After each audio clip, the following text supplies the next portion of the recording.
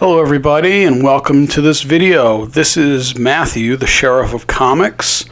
I've wanted to keep this channel mostly about reviews and keep politics and some of the more nasty things that are going on in our comic industry out of these videos. There's plenty of other people out there that do reviews of and news articles about what's going on, but this article just really ticked me off, and I want to talk about this because this is what destroys our comic industry, and this goes beyond just the bad SJW virtue signaling behaviors that we see. This dips into the realm of pure propaganda. This started with an article on Newsarama, and there is a link over on Newsarama's site to Oni Press's website where you can preview these things. The article is titled Oni Press Launches Free Comic to Encourage Voting. But let's be really clear. This isn't a voter drive to just get people to interested in politics and interested in our government to vote. This is incredibly slanted with a very leftist, racist identity politics, and it really does border on propaganda, and actually really is propaganda because it's an agenda-driven distortion of the facts, incredibly biased, being used to change people's minds and really trick them into registering as Democrats. So Oni Press is going to have a free comic released, and the pages are already on their website. There's apparently one for every state.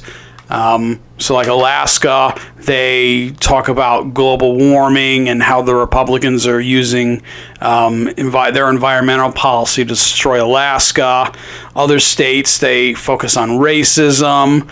Arizona, I'm going to focus on that one in this video because that's where I'm from, or at least I've lived here for a good 20 years, so I might as well be from Arizona. And I saw all of these items just as almost blatant lies. So let's take a look at this free comic they're going to have. We are now on Oni Press's website. This is written or drawn or both by Meredith McLaren. Things your Secretary of State controls. Okay, so let's see what they control. Spanish language voter cards for Maricopa County were found listing the wrong day for the election, directing all Spanish-speaking voters to vote on November 8th instead of November 6th. Okay, so I did look this up, and I kind of remember this happening. Here are the facts of this. This actually did happen, so they're not lying about that. Secretary of State's office sent out some voter registration cards that had the wrong day listed on it. And this was in 2012, prior to the 2012 midterm election. Here's the problem with what they're saying. First of all, they point out that all Spanish-speaking voters were directed for this. That is an abject lie. And if we go to, this is the Arizona Capital Times website. It's a political publication here in the Phoenix area. I tried to pull this article up on azcentral.com, which is the local major newspaper, the Arizona Republic's website. But there's a paywall, so it's essentially the same article. This is an archive page. It turns out that around 50, not all, they say all Spanish-speaking, directing all Spanish-speaking voters. There's 5 to 6 million people living in Arizona, and probably at least half or more are Hispanic. So that's a lot more than 50. So they're blowing this way out of proportion. What they don't say on here It's unknown how many voter cards were issued with the error. Yeah, about 50. They confirmed that, and newspapers confirmed that it was about 50. And here's the part they leave out. This is where it becomes really biased. It makes it seem like they did this with the intention of making sure that Hispanic voters or Mexican voters didn't go to the polls. Well, it was 50, and they mailed new cards. And they didn't just mail new cards to those 50. They essentially went and they mailed new cards to all of the registered voters in the state, or in the county at least. I believe it was just Maricopa County, which is the county where Phoenix, the metropolitan area, is located. So they leave out some really critical information. They speculate on things that you can't speculate on because there's simple facts that it was a true mistake on a very small run that they fixed. This wasn't a crisis, and it was fixed a month before the election.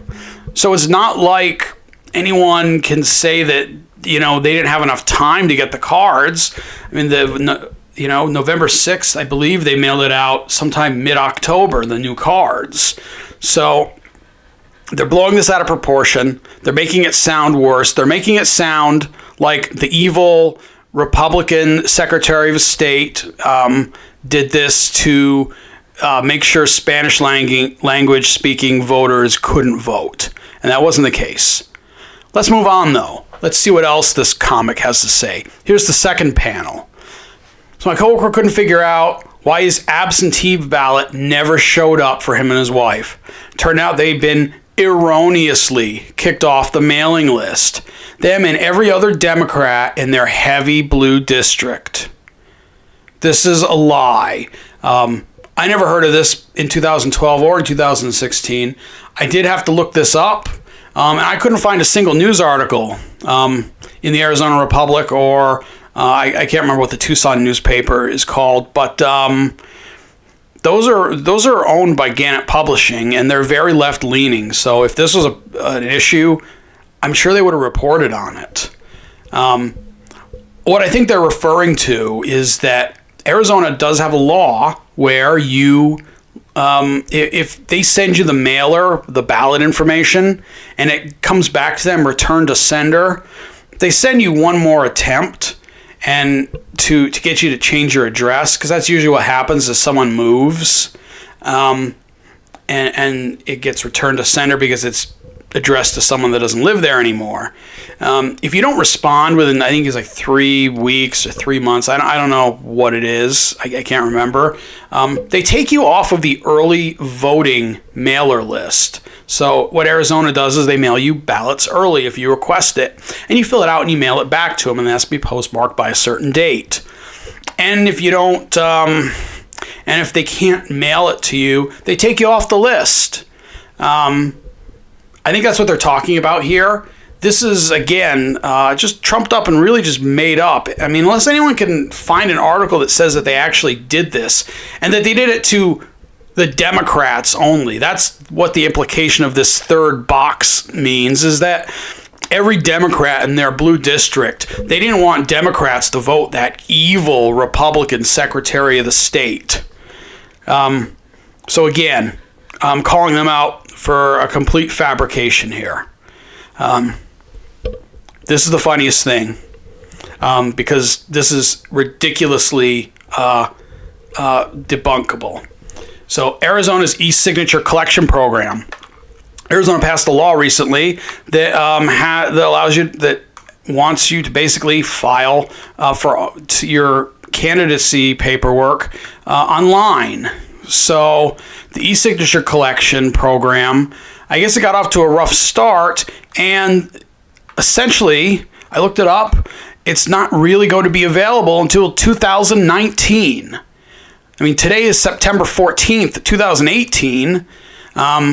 What you can do is actually file the paperwork normally, like people have for the last 100 years. This is laughable because it's not going to be available till next year. Yeah, of course it's down. It's not in existence. Without e-signatures, it's unlikely that any potential candidate will be able to run against current incumbent Secretary of State, who conveniently controls and maintains that same e-signature program. Oh my God. So here's what it looks like. The incumbent Secretary of State, she actually lost in the primary, in the Republican primary. Someone else is running in her place. And just to show you that, yes, you can file and run for Secretary of State, this is Katie Hobbs, a Democrat. She's actually a senator in the state Senate. And she won the primary for the Democrats and is running for Secretary of State. There's like 20 of her campaign signs at the corner of my street. This is complete and utter bullshit, this statement here. Unlikely that potential candidates can run. What is this person doing? How did she get to run if the e-signature program prevented her? How is she on the ballot? Give me a break. This is fear-mongering. This is lying. This is just absolute propaganda. And I'm sure that pretty much every other state probably has the same thing. I don't know. Let's take a look real fast. Let's look at one that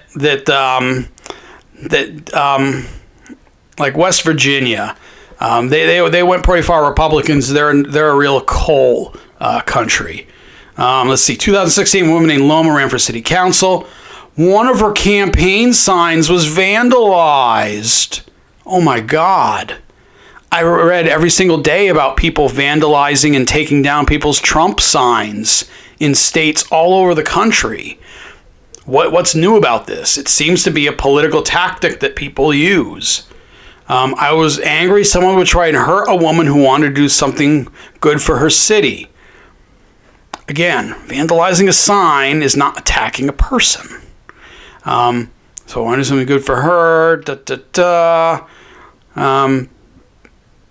It's easy to be overwhelmed into thinking you're too small to make a difference, but sometimes the smallest things have the most impact. Well, that wasn't too bad. The person painted a picture that says vote and drew a bunch of flowers. Okay. That's really not that bad. This is kind of a stupid, contrived story. I love that that it's just one sign was vandalized, and apparently by the KKK. It looks like there's a K, there's another K, and possibly another K. Those evil white people in West Virginia, those evil Nazi KKK coal miners that are ruining America. Apparently, this is just it's so slanted, it's so agenda driven, and the call to action is to get you to register as a Democrat, which is even worse. And this is going to be in comic stores. So, tell me what you think about this. Is this too far? This definitely makes me look at companies like Oni Press and say, I'm not buying any of their products in the future. I don't buy very much of theirs anyway. There's usually very little. There's only a few maybe things a year that I pick up from them. But, this is dangerous, because this kind of speech, this is the path that Germany went down in the 1930s, what the Soviet Union, Russia went down. This is what Italy went down towards fascism. This is a dangerous slope they're on, and I believe that it really does violate the trust between a publisher and their customers. Their customers are expecting entertainment, maybe to be informed, but to be manipulated for someone's political agenda is reprehensible. All right, well, thanks for watching. Please comment below and subscribe. That'll give me an idea of whether you want to hear some more videos like this in the future. And I got some reviews coming. I've been out of the country on vacation, and I got really busy with work, so I have a giant pile of comics that I've been catching up on. I got some really good ones, a few stinkers in there. So those reviews will be coming this weekend. Take care, everyone. See you next time.